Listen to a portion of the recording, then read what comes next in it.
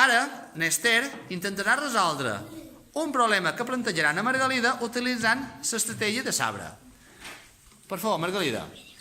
Pues jo dissabte passat vaig anar a Ikea perquè necessitava unes estanteries i una taula per la sala d'estar i una oferta que era que si t'endues unes estanteries te costava 84 euros. I després la taula per la sala d'estar me va costar 15 euros.